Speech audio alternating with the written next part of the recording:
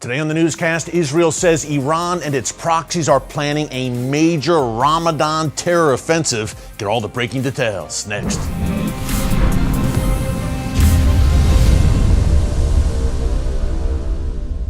Hey folks, Eric Stakelbeck here. Welcome to the Watchman Newscast, coming to you today from New York City. And folks, we've got a lot to discuss. We've got an exclusive interview I just did in northern Israel earlier this month, breaking down who Hezbollah is, their military capabilities, what they have planned for Israel, and what comes next to the north. Before we get to that interview, a quick update. Israel's Defense Minister Yoav Gallant is warning that during the upcoming Ramadan holiday that the Iranian regime, Hezbollah, and Hamas are planning what he called Phase 2 of October 7th. Now, Ramadan kicks off on March 10th, and Gallant says that the Iranian regime will look to activate and energize its proxies, Hamas, Hezbollah, of course, but look, folks, in particular to Judea and Samaria, the West Bank, Judea and Samaria, the biblical heartland, and also, of course, the city of Jerusalem. Now, remember, Hamas's attack of Israel on October 7th, this offensive against Israel, that invasion, they deemed it Al-Aqsa flood. It's all about Jerusalem at the end of the day. It's all about the Al-Aqsa Mosque. And during Ramadan, Israeli officials are concerned that Hamas, the Iranian regime, will look to stir things up atop the Temple Mount once again. To call it the second phase of October 7th, folks, is a very, very strong statement. That shows you how concerned Israel is about Ramadan this year. So we will be keeping a very close eye on that. Of course, Israel will as well. We want to go down now to northern Israel, my interview with Sarit Zahavi. Quick mention before I do.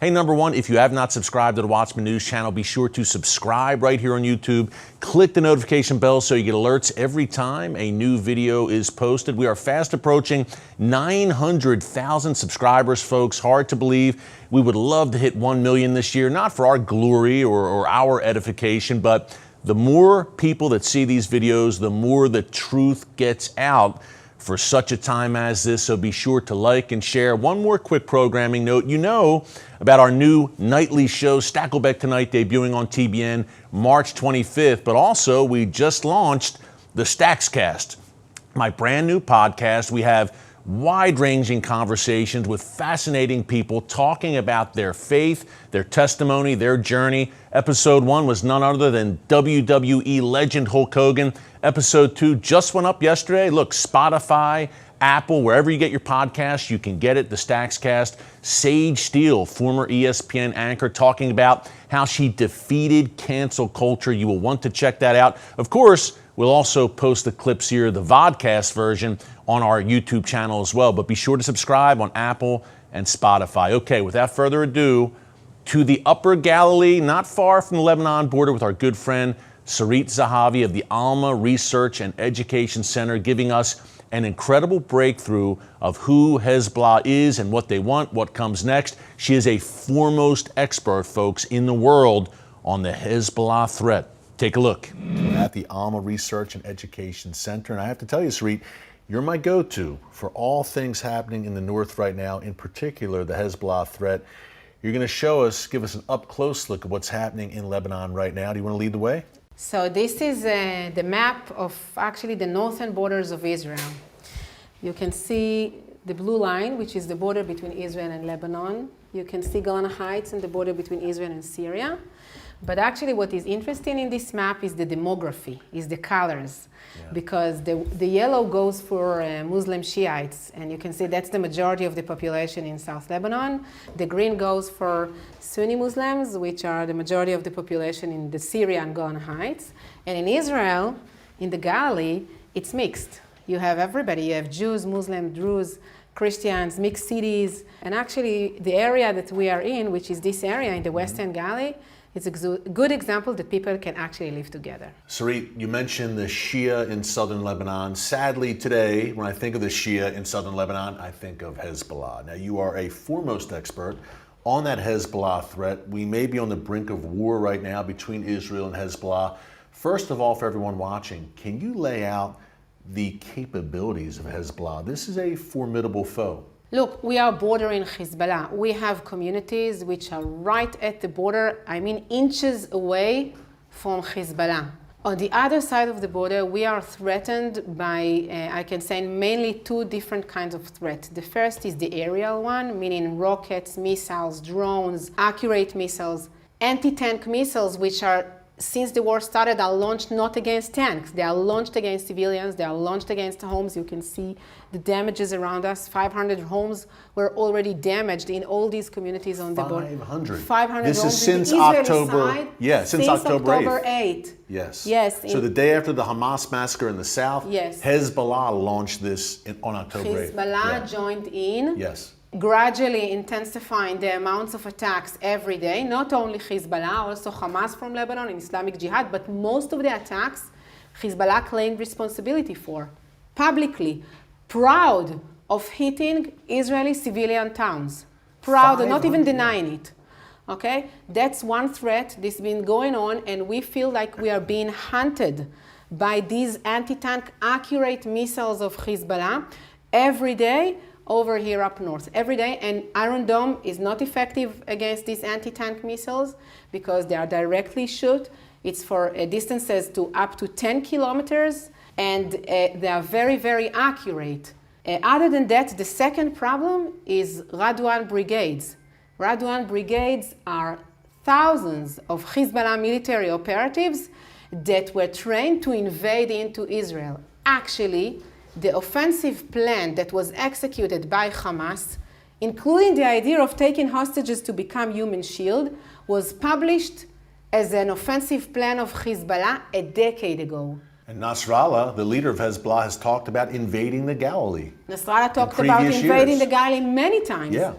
He didn't even deny it, that this is what he trains his own terrorists to do, and they are planning to get into the communities and to attack civilian Israelis. They would like to not only duplicate, they would like to surpass the carnage of October 7th, and Hezbollah is a much more powerful force than Hamas. Yes, the firepower of Hezbollah that I've described is 10 times more than the Hamas firepower, meaning that they have 10 times more missiles, not including the anti-tanks, which nobody knows how much they have, not only in South Lebanon, but everywhere in Lebanon, based inside civilian infrastructure in Lebanon, putting the Lebanese as human shields as well. They're using homes in southern Yes, Lebanon to launch homes, rockets. Schools, Hariri Airport, under the homes, mosques, public buildings. Now, the anti-tank missiles, obviously a major problem, Sarit.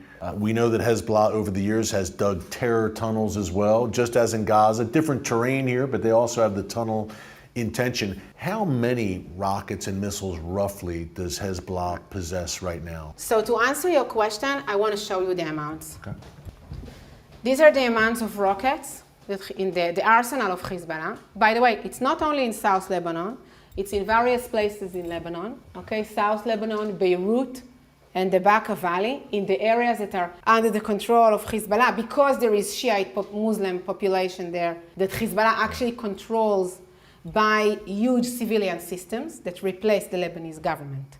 Hezbollah is pretty much, Sarit, the most powerful force in Lebanon. Yes. The entire country. Not only because of this unbelievable arsenal, but also because of its civilian infrastructure. Now, so break this down, yes, if you can. This is mortars. Mortars are for short ranges, I don't know, around 15 kilometers tops if they are positioned on the borderline itself. Most of this arsenal of mortars was meant to be used against an IDF invasion into Lebanon. But even if you just assume it's 10%, and many of these were already launched to Israel since this conflict started, many of these. They are launched against Israel as well into the Israeli territories, but they are also meant to be launched against an IDF invasion.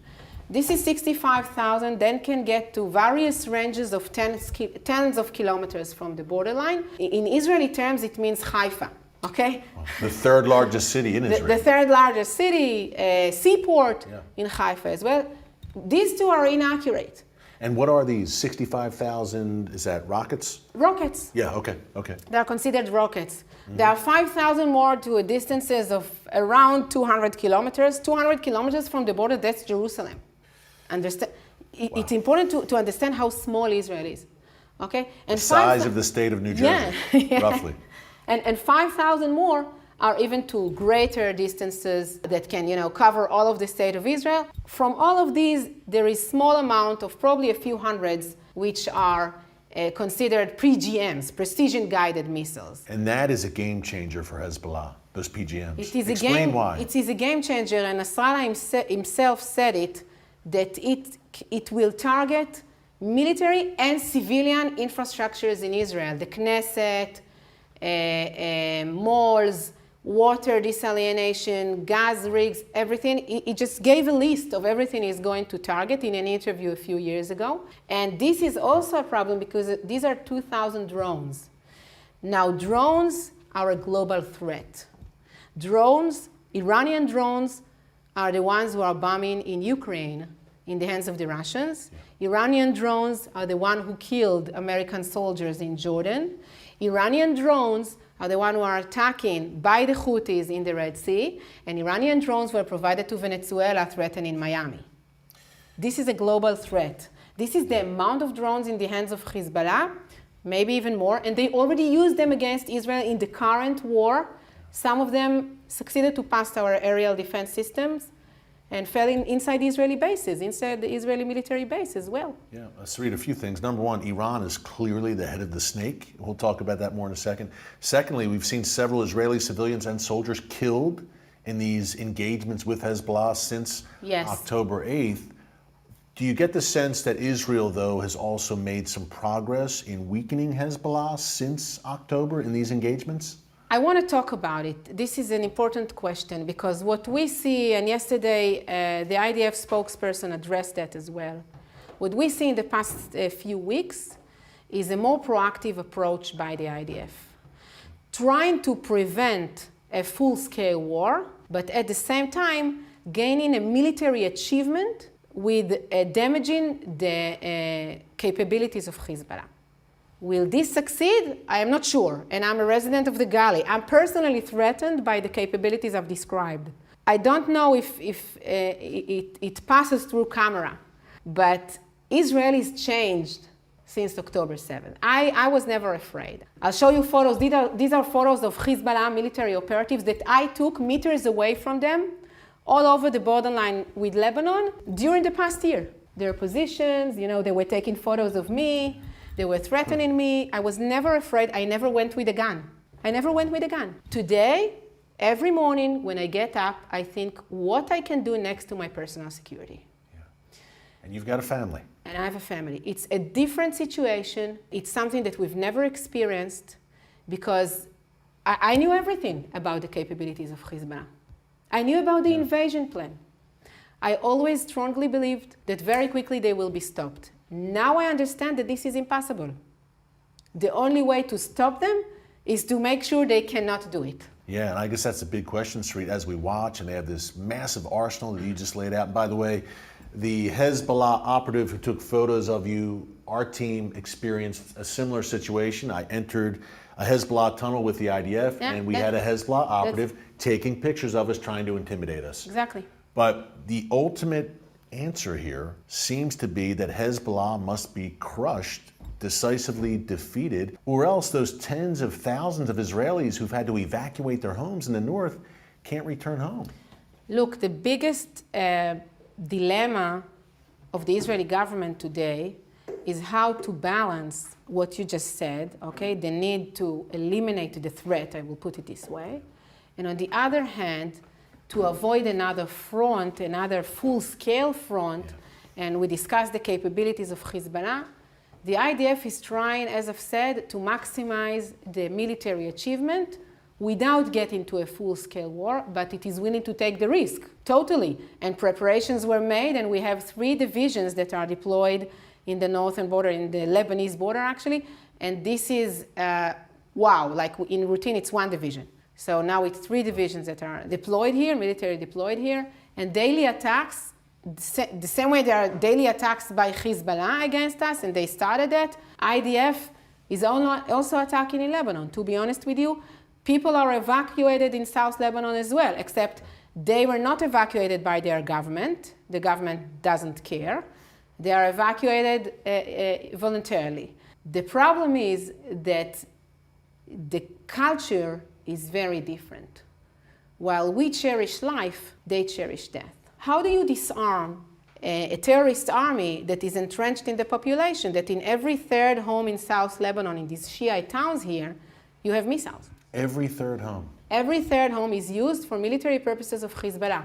IDF already attacked 40 headquarters of Hezbollah since this war started. Most of these headquarters are inside homes. It's a conundrum. As you said, Sarit, how do you neutralize this threat? They live there. Last question along those lines. Number one, you mentioned Iran throughout our talk here. What can be done about the Iranian regime? Whether it's the Houthis, Hezbollah, Hamas, Islamic Jihad, the militias in Syria and Iraq, they are indeed the head of the snake. And secondly, hey, you're a resident, obviously, of the north, of the Galilee, and the way this is going, do you think a war with Hezbollah seems unavoidable? I want to talk about it, okay? Because I wouldn't call it the head of the snake. I would call it the head of the octopus. And this is very important because the head of the snakes implies on a chain of command. Octopus has different arms. You have an arm in West Bank and an arm in Yemen and an arm in Lebanon and an arm in Syria and an arm in Iraq and I don't know where else. And that way, you can activate each arm in a different way, in a different timing, in a different level, in a different scale of war. What we have seen since October 7th happening is that the campaign that is described in this propaganda video of Iran actually started. Iran decided and it declared that it's going to do it. And what are we watching here, by the way, Sarit? This is a propaganda video of Iran from last April that says very, very clearly, we are planning a multi-front campaign against the state of Israel by all these militias from various places in the Middle East. This is what it says. That's it. Okay, it's a very clear message. And they started the campaign. This is in this picture, you can see the different militias that appear in the video. Probably there are more. Okay, these are the militias in the video. You can understand how much money they get from the IRGC. And I want to dedicate a minute for the Houthis, because the Houthis are in their logo. It's death to America, death to Israel, a curse upon the Jews, which is the same sentences that you hear in the funerals of Hezbollah military operatives in Lebanon. Yeah. It's just all tied together. Oh, yeah. It's all tied together. And this is a great example, the Houthi threat, Sarit, of why this matters to every American. Because right now, the U.S. military is tangling with the Houthis in Yemen, in the Red Sea. That's why I'm saying it's one campaign. Israel is perceived by the IRGC as the long arm of the United States. Yeah, Israel's the first line of defense for the West. Israel is the first, and unfortunately, we don't feel that the West understands that, because when I'm being interviewed, the banner in the screen is Israel-Hamas war. This is not about the Israeli-Palestinian conflict. The Iranians couldn't care less about the Palestinians, and what they had just done was to sacrifice the Gazians. And they plan to do it. Thanks again to our good friend Sarit Zahavi for that incredible breakdown. Folks, you see the information there on your screen. Be sure to check out her great work at Alma. No one does it better when it comes to explaining Hezbollah, again, what they want and what must be done to stop them. Great stuff from our good friend Sarit Zahavi. Hey, thanks so much for joining us here today on the Watchman Newscast. Until tomorrow, God bless you. And remember, never hold your peace. Hey everyone, thanks for checking out the Watchman Newscast. Make sure you hit the subscribe button so you never miss an upload, and tap the bell icon so you're notified every time a new video is posted. And don't forget to share your thoughts, insights, and comments below. Thanks for watching. We'll see you back here tomorrow.